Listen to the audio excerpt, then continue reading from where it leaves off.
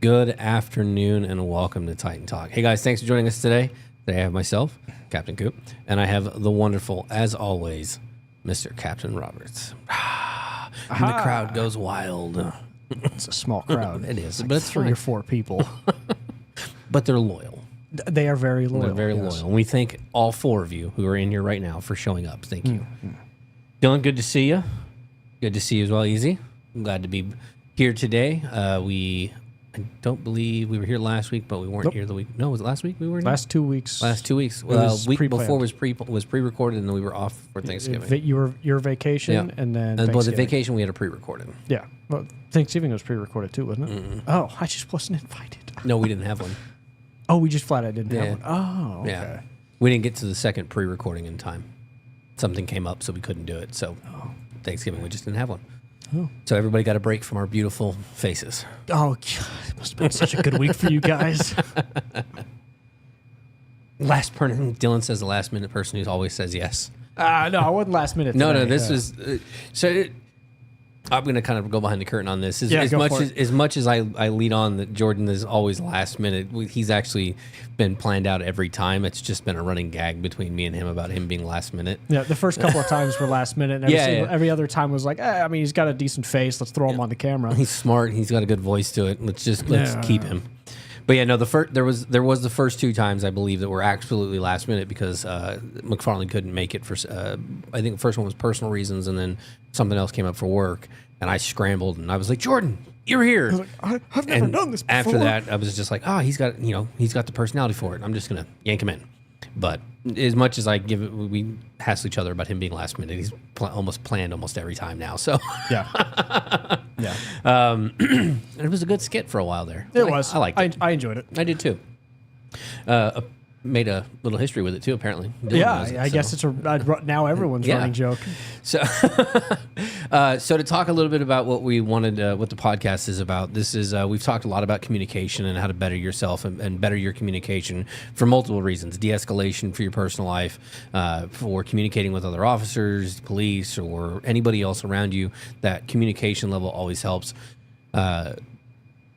Make you a better communicator. No, the communication is so key that it applies to everything. And so we wanted to dive a little bit more into where that communication can go.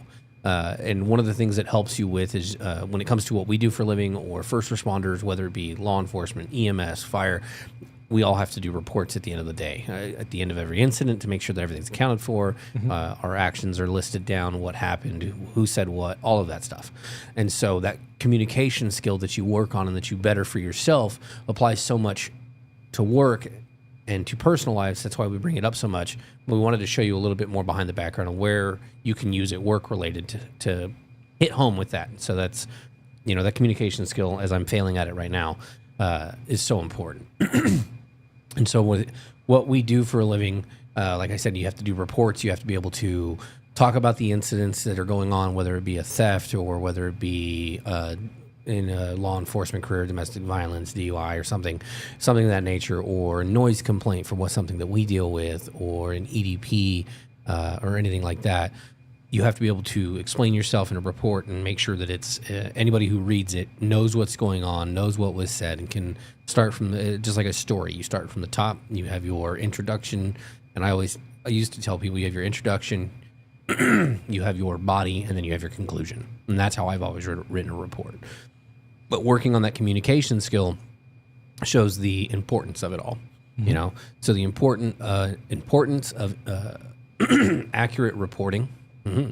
Where the communication skill applies to this is what matters and why it matters. So this is where I'm able to use that communication skill to discern and give the information properly of what's going on, where I am and who I am, and where the incident started, where I came into the incident, what I discovered while investigating, I guess, is a way of, even though we don't run investigations, we get background information from individuals and try and work our way back to where the problem started. Sounds like an investigation. Yeah, but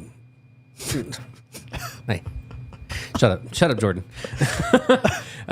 So we do that so we can put it in our report, so that way we have all the facts in the list in the report. So that way, whether it's a client or if we go to court for it, all of that stuff is listed there, and you've got that good form of communication where you can start from the beginning of the incident and work your way through the full thing. Your reports are how you CYA.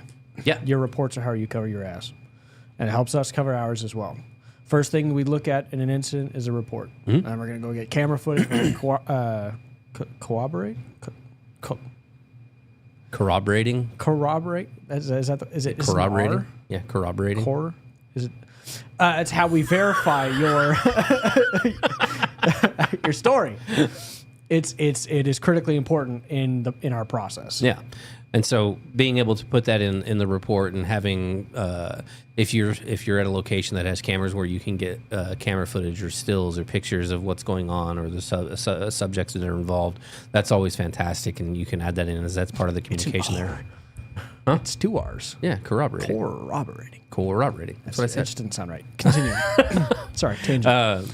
And so having that and being able to start from the beginning of the story and using that communication where you can break it down through your introduction, your body of what's going on in the conclusion, adds legitimacy to it, and it shows the facts of what it is. The one thing that you want to be careful of when it comes to reports with communication is you don't want to put in your opinions. You always want to make sure it's just the facts, just what you can confirm, what you saw, and what you said and what you heard. Your opinions, if needed, they'll go in your statement. Yes. The report is strictly facts. This happened at this time. This happened at this time. This happened at this time. Yep. Your statement is, hey, this was going on. This is what I perceived. This is this is why I decided to take this course of action. Report is just this happened, this happened, this happened. Yeah. And there's multiple. The big reason that we do that is it's that anybody who does reports does that is it's a liability thing. Your opinion is not what matters here. Is what matters is the facts of what we walked up on, what we found out, and what we did. You're muddying the water. Exactly. And so what you're doing is when you're reporting that stuff and you're doing that background investigation and you're getting that detailed information, whether it be pictures, video, witness statements for vehicle accidents or whatever the case may be, when you're getting that stuff, that's all the background information that you're getting that implies to the important details of the report that adds to legitimacy of it to prove that you did everything you were supposed to in the correct manner that you were supposed to do it.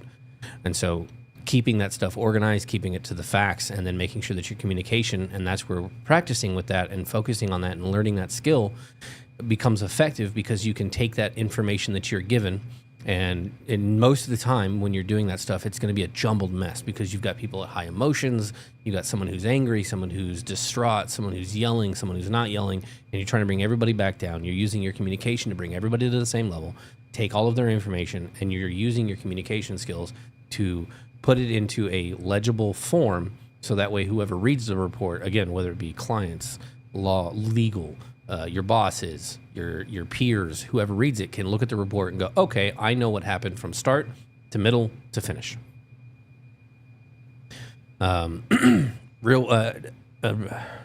Real world examples of this, I kind of gave a little bit of one, but a big one for us is vehicle accidents or injury reports.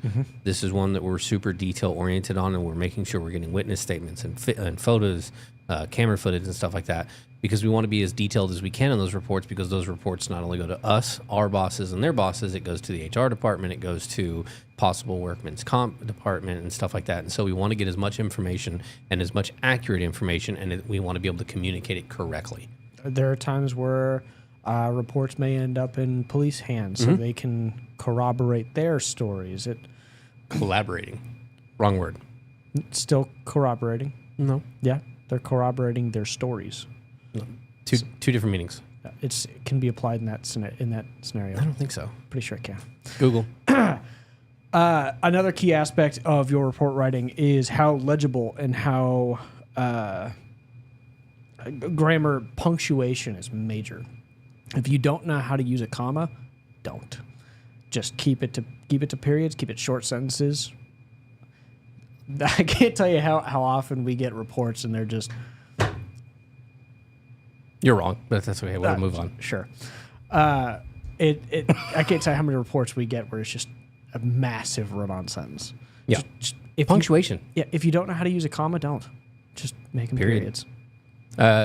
something that I used to do a lot because I struggled with reports for a really long time. Besides going to college and taking an English class, which did absolutely nothing to help me, by the way, waste of money on that one. Had to do it, but still, I think it's a waste because it didn't do anything to help me.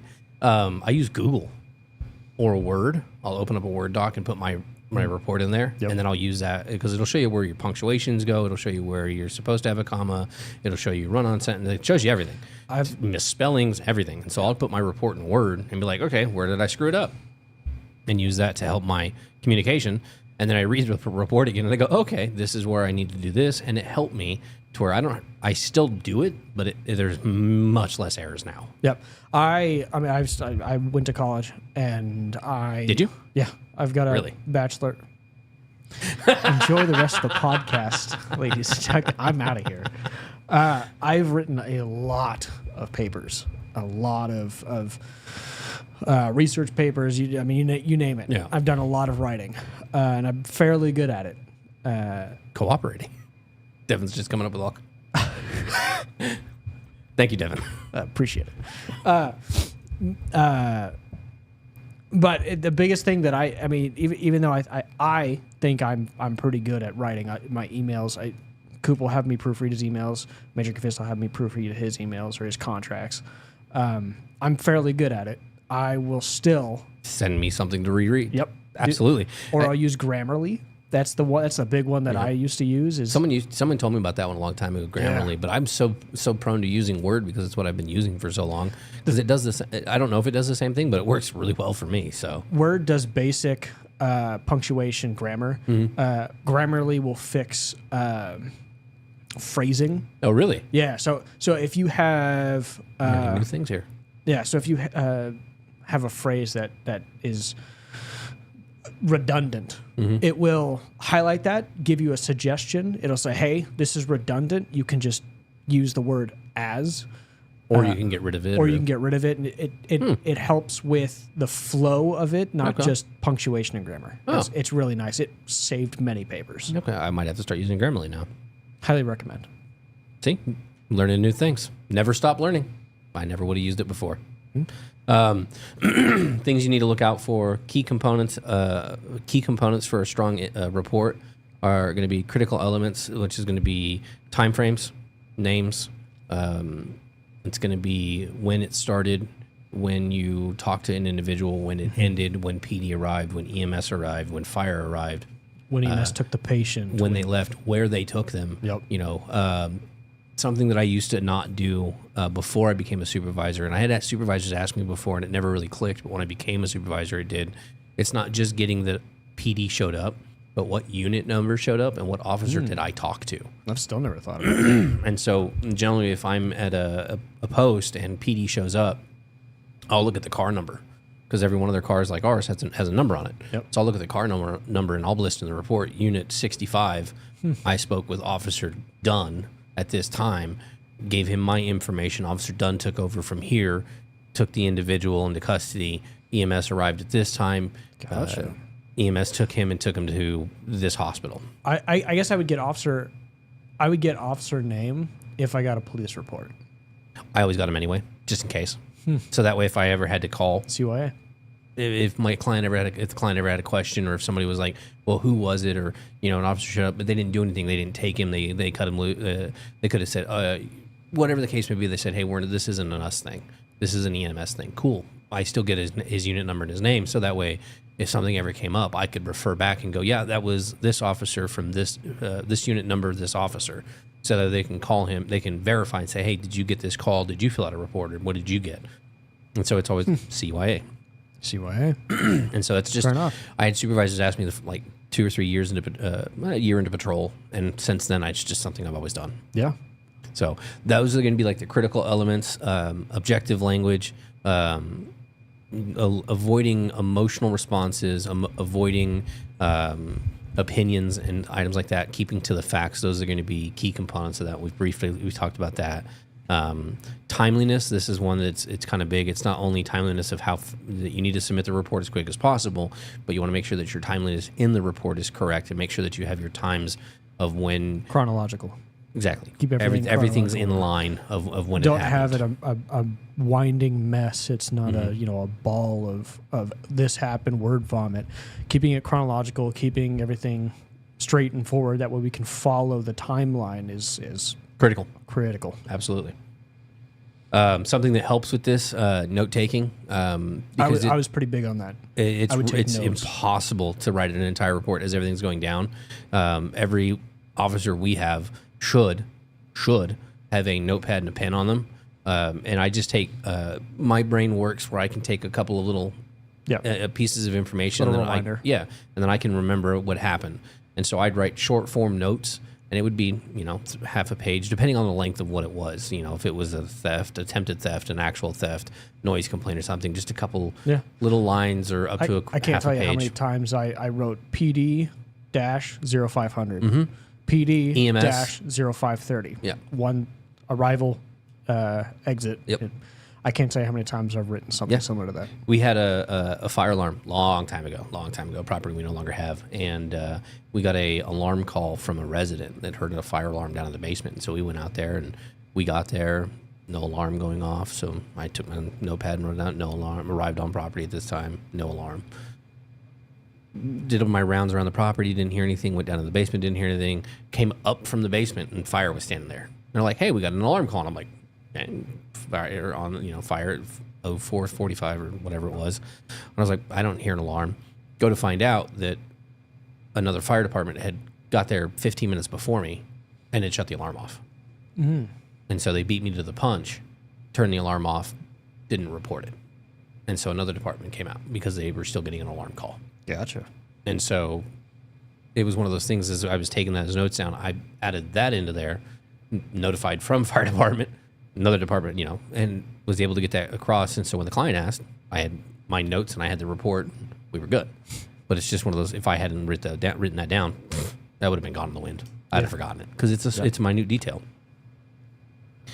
So short form notes, notating time of arrival and departure of departments, whether it be any of the departments or supervisors or tow trucks or whatever the case may be with vehicle accidents or something like that. If you're doing an injury packet, time you arrived at the hospital to talk to the officer, make sure they're okay, time you left, time the officer left, that type of thing. Something else that helps with this, and we do this at some of our 24-hour sites, it's just a security log. It's a pass down, basically. You pass down information from one officer to the other, physical log. And so you can keep track. And so if you're relieving another officer and there's a log there, someone says, hey, did you know if this happened? And well, I don't have any information on it. You can look back at the log and go, yep, that happened at this time. And so it's a good form of pass down for notes and making sure that everybody's kept up to speed and everybody knows what's going on. So you can backtrack and make sure that those notes are good. Have someone else read over your report, even if you're sending it to a supervisor. Okay. What? And then I think we're good. OBS freaked out for a second. Computer freaked out. Are we going to have a similar situation? No, it's still up. We're still good. That's why I looked at it. And we're live. The importance of having somebody else read your report. I mean, we read each other's emails before they get sent out just to verify that we're not going to look like morons. If you need to call the LT line, say, hey, what's your email? You mind reading over this for me? Yep. If you're writing an incident report and it's it's something like a I got so focused on you, I forgot to move the camera. oh Yeah. My bad. I'm a little distracting. Sorry. He had good information. I kind of got lost in what he was saying. That's how I ended up married. Got it. If you're writing a report on an incident that's big enough, you probably already have the lieutenant on site. Write that report out, hand it to them. Say, hey, can you double check this for me? Great. All right, send it off.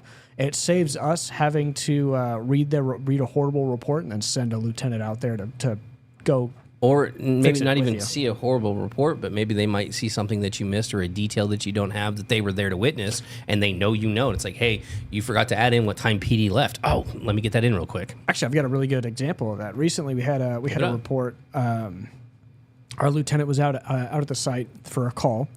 The on-site officer in his report said the lieutenant took something from somebody. Well, that'd be pretty bad if our officer took something from somebody, but the lieutenant actually ordered him to put it down. It was a shovel. The lieutenant ordered him to put it down. He put it down. Our officer took the shovel from the ground. He didn't just rip the shovel from somebody's hands. Vastly different. Massive. Similar phrasing. Yep. You got to be real careful about that. Let the lieutenant that's already there Just read it. read it. It doesn't hurt anything. Verify.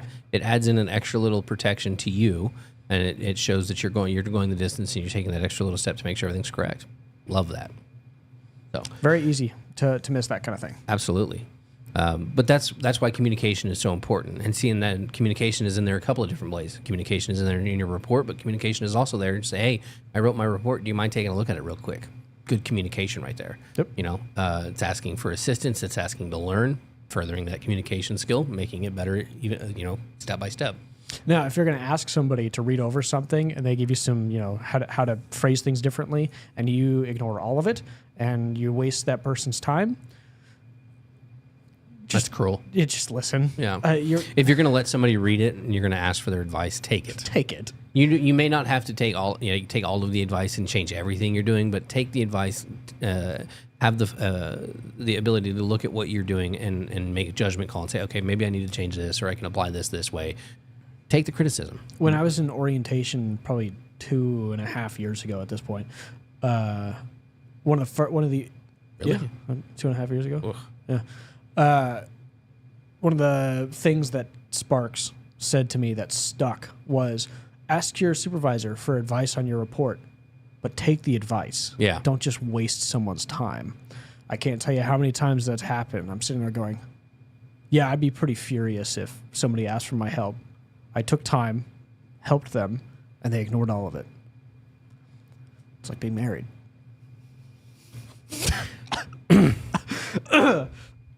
Okay, well, he's going to get murdered when he gets home. Surprisingly enough, she picks on him as much as we do, so she's got a really good sense of humor.